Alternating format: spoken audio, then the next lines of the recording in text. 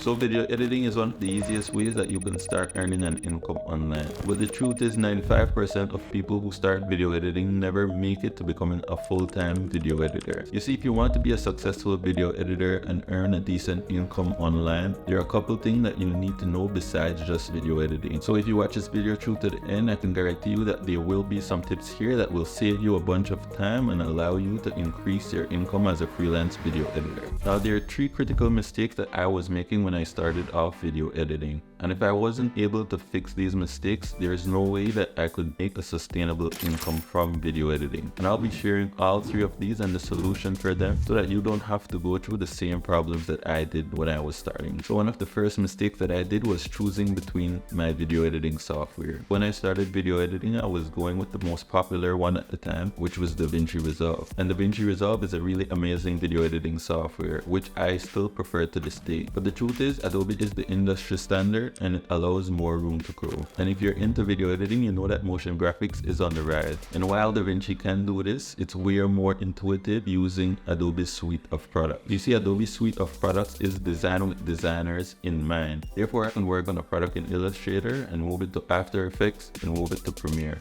It's far easier to do so than doing that in DaVinci. And I say all of this because this will allow you to create visually appealing images that will help you to tell your story in your video editing timeline. The truth is, video editing as a service has become far more saturated. Therefore, you will have to find ways to make your service stand out. The resources available for Adobe products is far much greater than the one for DaVinci. This is important because the software that you choose will determine how long it will take you to get to the place that you want to be as a video editor. So using DaVinci Resolve means that you might have to scour YouTube to find tutorials that will teach you how to do one specific effect. Using Premiere and After Effects, I've found that there's far more information, and that has helped me dramatically increase my skill in just a short amount of time. The next important thing that I learned earlier is sales. You see, you can be the best video editor, but if you don't know how to convince a client that your service will solve their problem, then you probably won't be making any money in the field. One thing I had to understand is that people aren't just paying for a video editing service because they want good video edits. They have certain problem that they're trying to solve, and they believe that with your service that they will be able to solve it. So understanding that that's your selling point is very important to know. So for example, if a client comes to me and say that they're interested in my service, I won't just give them the price for my service. I'd ask them, okay, so what's the current project about? What is the end goal for that project? More or less, how much is the budget for this project? You want to understand what is the client's problem before you tell them all about your service. Because when you tell them about your service, you want to pitch your service as it's the solution for their problem. Therefore, they will believe that your product or offer is the solution for their problem.